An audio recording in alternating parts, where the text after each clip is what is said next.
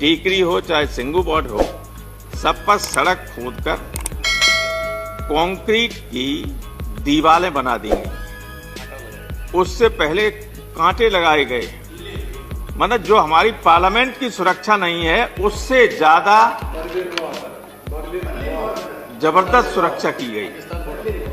Pakistan border पे भी ऐसा नहीं है। मैंने तो वो बॉर्डर भी देखी, वहां भी इस तरह का नहीं है। अब लखनऊ हम गए तो भाई चौधरी चरण सिंह हवाई अड्डा है, लेकिन नाम लिखा हुआ है अडानी। तो ये क्या हमला करने आ रहे दिल्ली पर?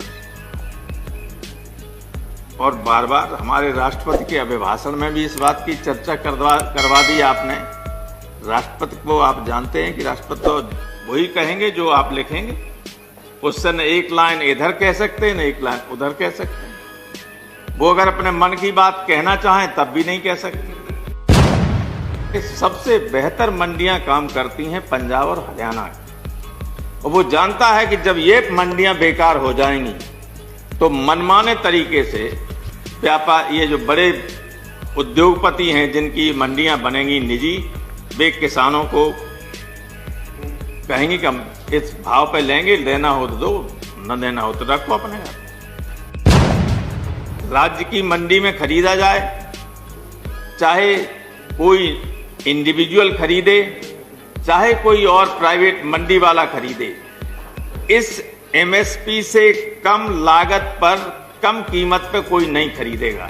ये गारंटी अगर एक लाइन लिख दे जाते तब भी लोगों को भरोसा रहता कि इसमें हमारी एमएसपी बची रहेगी। आपका एक शानदार इतिहास है,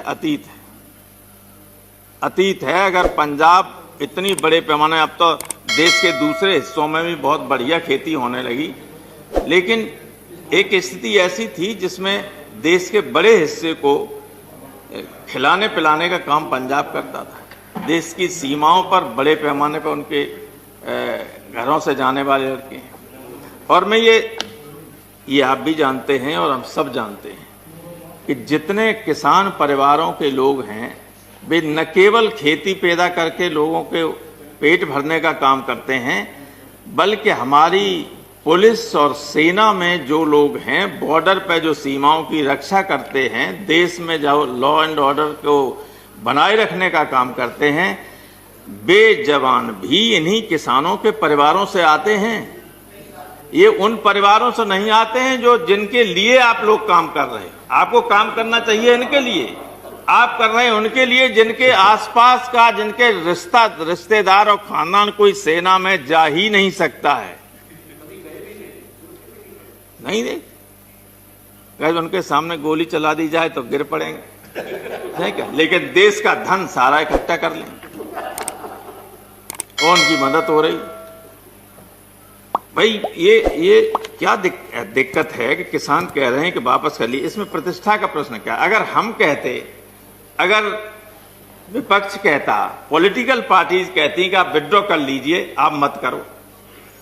लेकिन किसान किसी राजनीतिक दल का नहीं है, किसी राजनीतिक दल से प्रेरित नहीं है, बल्कि जो लोग बैठे हुए उन्होंने कहा है कि कोई राजनीतिक दल का व्यक्ति हमारे मंच से भाषण नहीं कर सकता। बैठ सकता है नीचे, लेकिन मंच पर नहीं जा सकता है। कहा कि नहीं कहा? तो उसमें आपकी क्या प्रतिष्ठा गिरी जा रही है? जब गुलाम नबी साहब बता रहे थे, जो उन्होंने उदाहरण 3 दिए, वो 100% सत्य और तथ्यात्मक हैं। जब अंग्रेज किसानों की बात को मान सकता है और कानून को वापस ले सकता है, तो क्या आप अंग्रेजों से खराब हैं? आपको क्या दिक्कत है? सर समय हो गया? जी हो गया, ऑलरेडी 2 मिनट 3 मिनट अधिक हो गया। मैं आधा मिनट में खत्म किए दे रहा हूं।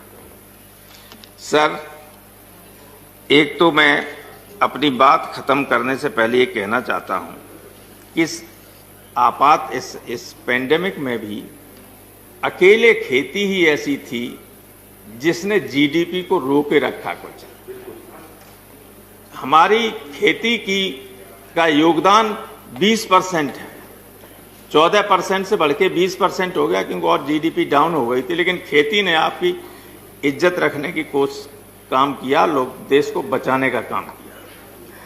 और दूसरे ये कि जो लोग मरे हैं, मैं सरकार से ये मांग करता हूं कि उन किसानों को, उनके परिवारों को कम से कम 20-20 लाख रुपए का मुआवजा दिया जाए और उनके बच्चों को कहीं न कहीं राज्य सरकारों से कह के या केंद्र सरकार में उनको एक आध बच्चे को जो मरे हैं उनको सरकारी नौकरी दी जाए। और हमारे गुरु उदय प्रताप सिंह ने एक बार लिखा था इसी पे कि खेत में मेहनत तुमने की, तुम्ही को तंगी का डर हो, तुम्हारे घर में दिया जले रोशनी और कहीं पर हो, उठो ये नीलकंठ तीसरे नेत्र की याद दिलाता हूं, तुम्हें आवाज लगाता हूं। तो ये किसानों को इस सदन के माध्यम से मैं आवाज देना चाहता हूं कि एक हो सारे देश के। इन्हें तो अभी ये घमंड है कि हम बाहर से मंगा लें, तुम मत दो अन्न, हम बाहर से मंगा लेंगे। हाँ, ये कर सकते हैं, ये कर सकते हैं, लेकिन कितने दिनों तक कर सकते हैं? ऐसा नहीं है कि किसान जिस दिन विद्रोह पर उतर आएगा तो बड़े बड़े लोग सत्ता में नहीं रहते हैं। ये किसी को घमंड नहीं रहना चाहिए कि हमेशा सत्ता में बने रहें। इसलिए लोगों की बात सुनिए, लोकतंत्र है, देश की बड़ी आबादी वो है, बैठे हुए लोग, उनको मनाइए। वे आपको मना रहे हैं, ये समझिए एहसान कर रहे हैं आप पे। आप उनसे कहिए आप जाइए, हम ये विड्रॉ करेंगे बिल और नए बिल लाएंगे जिसमें उनसे भी पूछा जाएगा, उनके संगठनों से पूछा जाएगा और उसके हिसाब से संशोधित कानून लाए जाएंगे। देश के किसान, मैं देश की इसलिए बात कर रहा हूं कि पंजाब, हरियाणा और पश्चिमी उत्तर प्रदेश तो दिल्ली के पास है, ये यहां आ सकते हैं और इसलिए आए हैं। वरना नासिक से लेके लाखों की तादाद में लोग मुंबई गए, पवार साहब ने एड्रेस किया उनको, और दक्षिण भारत में कई जगह लाखों की संख्या में लोगों ने रैलियां की, इन कानूनों के खिलाफ विरोध प्रदर्शन किया। अब हमारे किसान बैठे हुए हैं कई महीनों से। तमाम किसानों की जान जा चुकी है, सर्दी की वजह से, भूख की वजह से, अन्य तमाम कारणों से। लेकिन सरकार ऐसी निर्दयी हो गई है, ऐसी बेरहम हो गई है कि उसके ऊपर कोई असर ही नहीं हो रहा है, कोई असर नहीं हो रहा है। आप ये बताइए कि अगर आप उनको 1.5 साल तक होल्ड करने के लिए, रोकने के लिए राजी हो जाते हैं तो इसमें क्या दिक्कत है कि उन तीनों बिलों को विड्रॉ करके इस सेशन में रिपील कीजिए उस एक्ट को और नए बिल ले आइए, उनको स्टैंडिंग कमेटी को भेज दीजिए और उसके बाद नए बिल पास कर दीजिए। अगर पहले भी आपने विपक्षी मांग मान ली होती कि स्टैंडिंग कमेटी को भेज दी जाए तो ये संकट नहीं आता। अब मैं देख रहा हूं कि हमारे गाजीपुर बॉर्डर पर और टीकरी हो चाहे सिंगू